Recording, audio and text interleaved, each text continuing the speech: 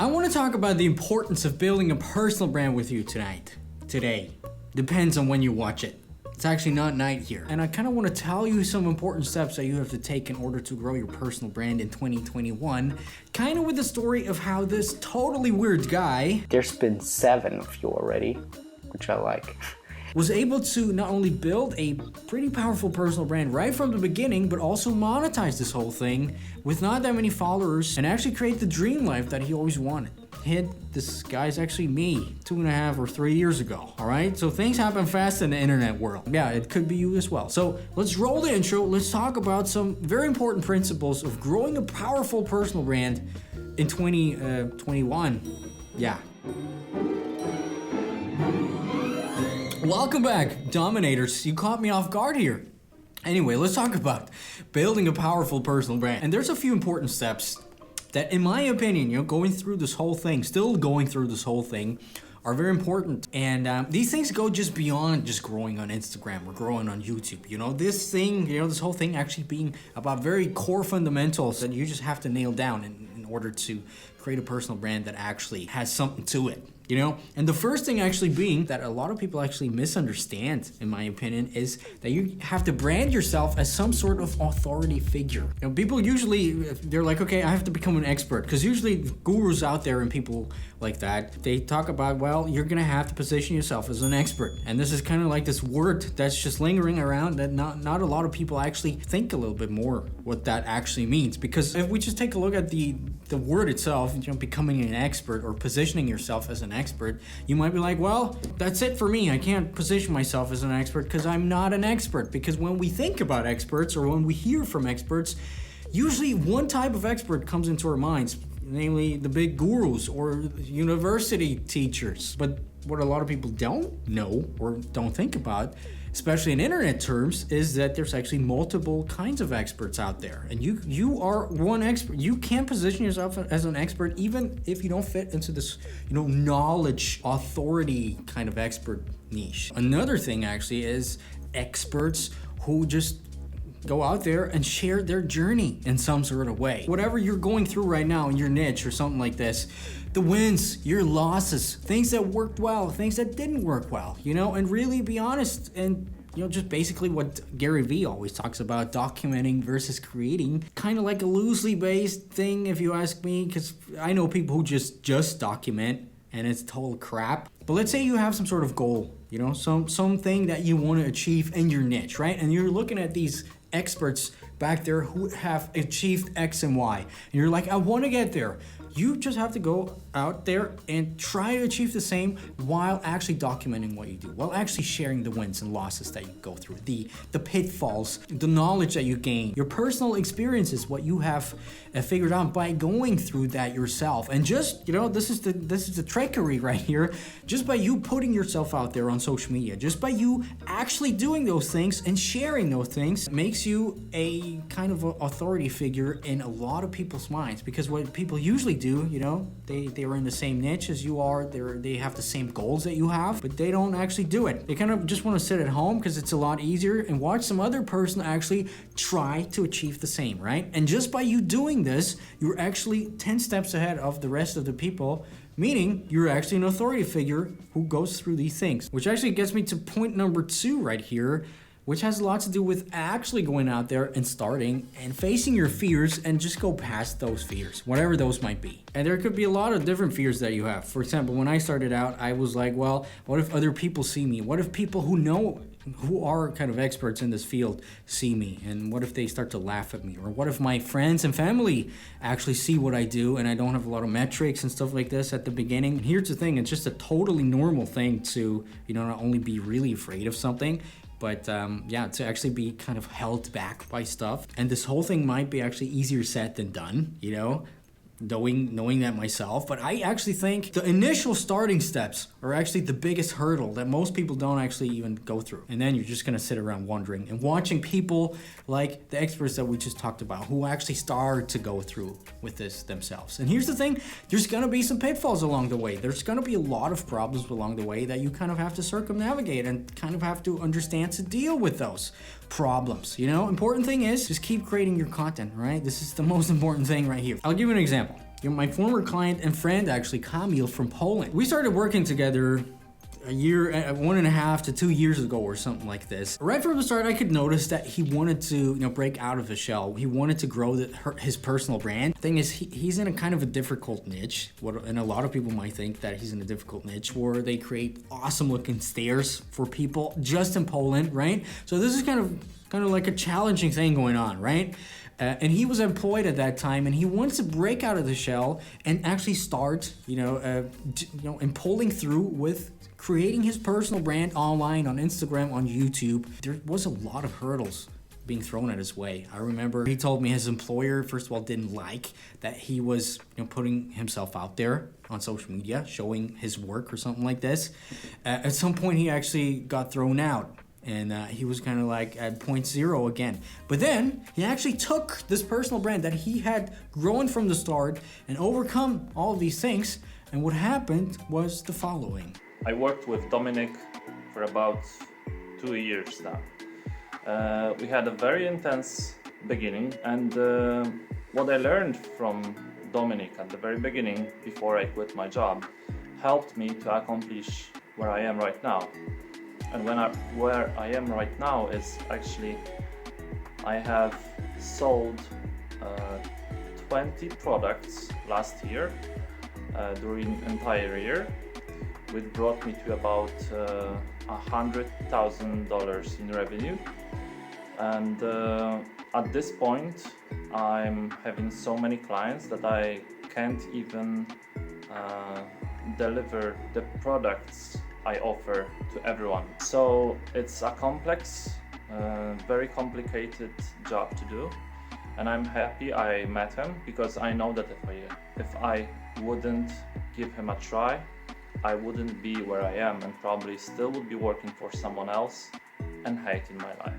Turned out pretty well, right? But here's the thing, there was a million hurdles being thrown at his way, but he just chose to ignore them, or actually just deal with them, because that's a big part. Whether you're growing an online business or your personal brand in general, your Instagrams or something like this, there's gonna be a lot of hurdles along the way. But by you actually choosing to go after them and kind of tackle those things, you're gonna see that there's a lot of things possible. And in my opinion, this is what sets apart the 90% from the rest. Now, another part, in my opinion, on how you should go about creating a powerful personal brand on social media in 2021 is that you should actually not just focus on one social media platform, but actually two, all right?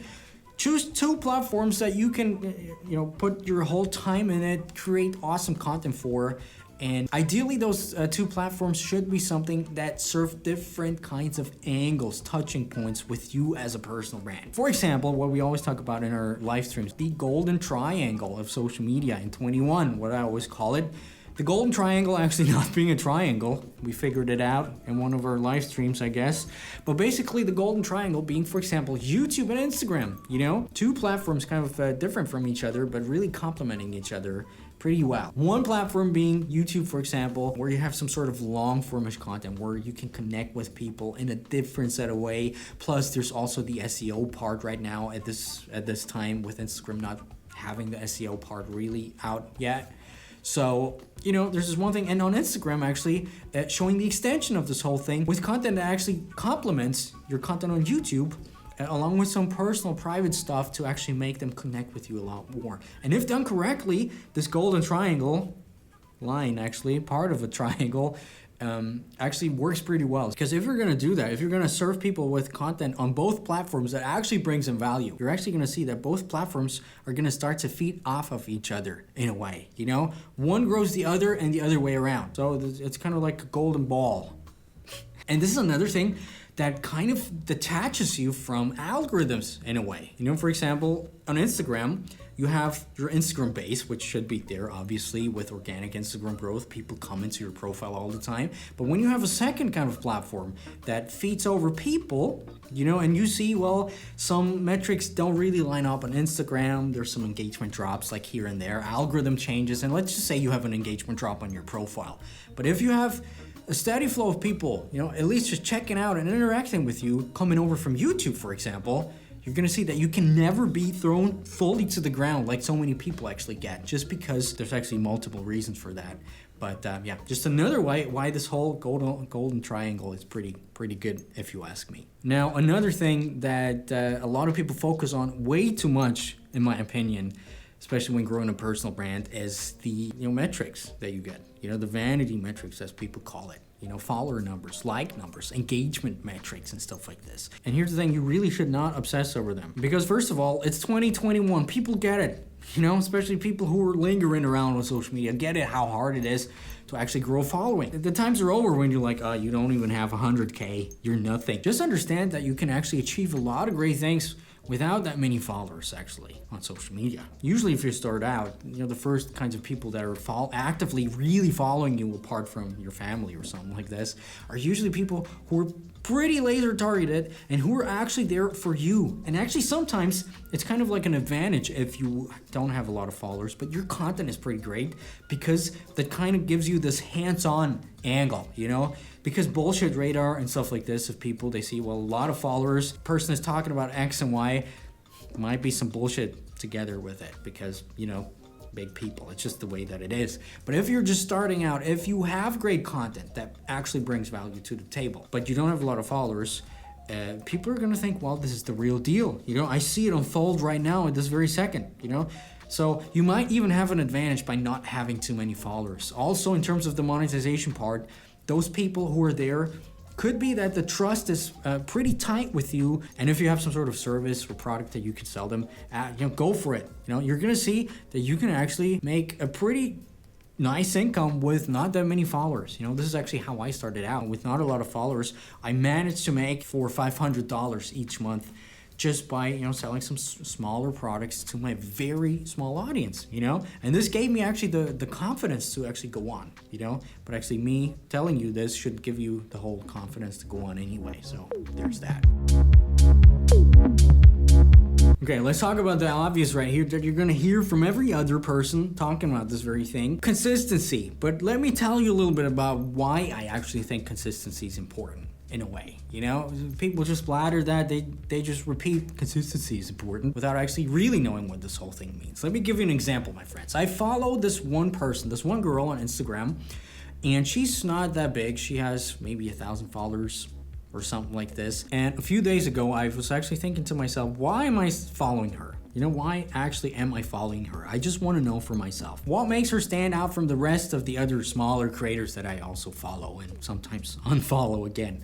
And the answer is actually consistency. I really know what to expect from her. I know what kind of content I can expect. I know that I'm never let down by, actually clicking on her story, for example. And this is actually the standard that you should hold yourself accountable when being a content creator, which you are, because you want to grow your personal brand, and these things go hand in hand. Just a side note right here, algorithms, social media algorithms, especially the Instagram algorithm, is optimized for exactly that.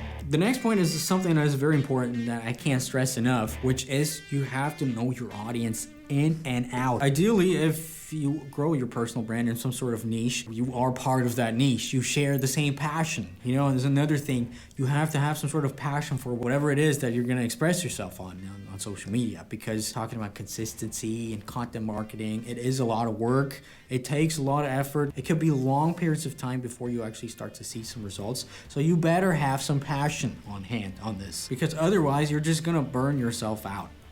I can guarantee you that. Because the important thing about growing a personal brand, growing on social media, is hammering out content like there's no tomorrow. This has to be the thing that you always have to optimize. This is the thing that should be in your mind day in and day out. How can I reach people? How can I give value to people?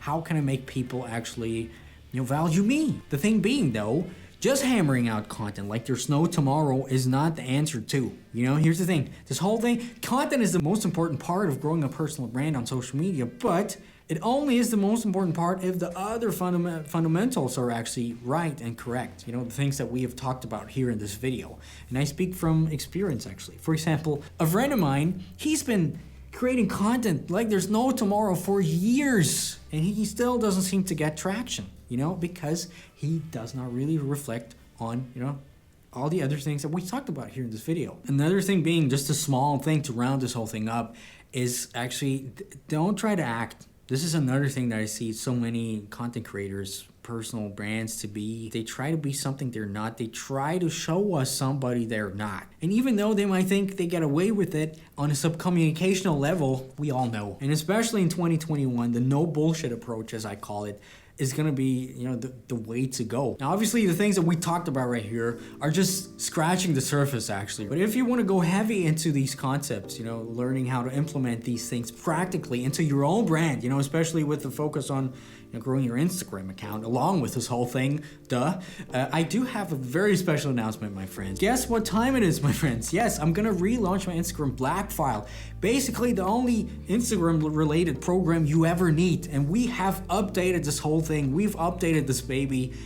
You're not gonna recognize it anymore, because not only we have a lot of more strategies, in terms of Instagram, oh God, a whole lot of Instagram-related content, growth hacks, and just like awesome stuff. We also go deep into the power of building a brand, a personal brand, and positioning yourself as an authority and actually selling your stuff later at the end of the day. Walking you through this whole process. Basically, my process that I went through on social media with Instagram and with YouTube. Anyway, in the upcoming videos here on YouTube, actually, I will show you some of these newer concepts, newer Instagram concepts and stuff like this. And if you're interested in taking part in the Black File, just be aware that, this thing, once it drops in about 1.5 weeks or something like this, it's only going to be open for a short period of time, a few days. Last time we had to cut registrations early because there were so many people coming in that we couldn't handle anymore. So, just be aware of that. Make sure you're on the waiting list so you'll be actually notified when this whole thing drops in about a week or two. And there's actually going to be some very interesting special trainings also for people on the waiting list. So, down below, my name is Dominik. I'll see you guys in a few days. And grow your personal brands. Now is the time to shine, I guess. I'll see you guys later. Bye.